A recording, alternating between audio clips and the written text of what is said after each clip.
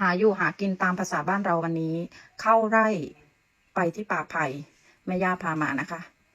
ไปหาหน่อไม้กัน ระหว่างทางก็จะเป็นสวนส้ม ส้มกำลังโตจ้ะ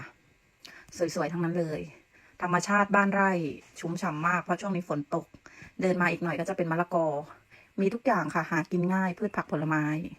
อันนี้ก็จะเป็นข้างแม่น้ำเจ้าพระยาแม่น้ำก็จะมีปลา มีอะไรเยอะแยะไปหมดเลยค่ะ ตื่นมาหาของกินได้ง่าย อยู่ตามธรรมชาตินะคะ มาถึงแล้วป่าไผ่แม่ย่าก็ให้การสนับสนุนดีมากเลยนะคะทำคอนเทนต์แต่ละคอนเทนต์มาถึงแล้ว แกจะเอาหน่อไม้ไปกินกับไอ้น้ำพริกกะปิแดงวันนี้นะคะ เอามาถึงก็เจอละ2 หน่อ จัดเลยค่ะแม่ย่าสวยมากทุกคนมันเกิดขึ้นเองตามธรรมชาตินะคะ ช่วงนี้ก็เยอะ อันนี้จะเป็นหน่อเล็ก เราจะเอาแค่2 หน่อนะแต่มาเอาอีกฝั่งหนึ่งหน่ออีกหน่อหนึ่งอันนั้นมันยังไม่แตกยอดดี สวยมากจวบเลย สวยมากๆค่ะ อันนี้หน่อที่2สวยเกิดขึ้นเองตามธรรมชาติ หาอยู่หากินไปค่ะ ใช้ชีวิตแบบเรียบง่าย ไม่ต้องเลือดหรูอะไรมากก็ได้ละค่ะ อีกหน่อหนึ่งแล้วก็เอาไปวางตรงที่เราตัดเมื่อกี้อีกหน่อหนึ่งนี่ค่ะ มาแล้ว สวยมาก จะเอาไปทำอาหารเย็นนี้เนาะพี่น้องได้อะไรกินคะวันนี้กระสับออกหน่อยตรงที่มันแก่ๆได้แล้ว พร้อมประกอบอาหาร ได้แล้วก็เดินกลับ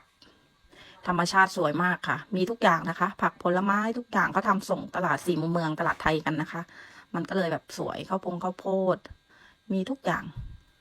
ซื้อเป็นส่วนน้อยมะละกอสวยมากตำส้มตำได้อีกเป็นปีก็ไม่หมดค่ะ สวยเยอะ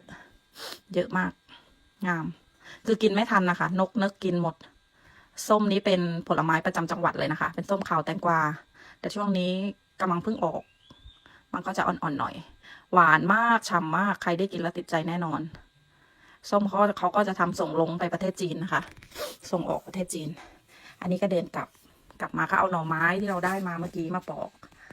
กเลยค่ะแม่ย่าเป็นคนทำเราก็เป็นคนถ่ายรูปแกสนับสนุนทุกอย่างที่ลูกทำดีมากค่ะ ช่วยกันคอนเทนต์คนละหมุบคนละหมับพี่สาวลูกเต้าช่วยกันหมดค่ะ แล้วก็สับค่ะ สับออกมา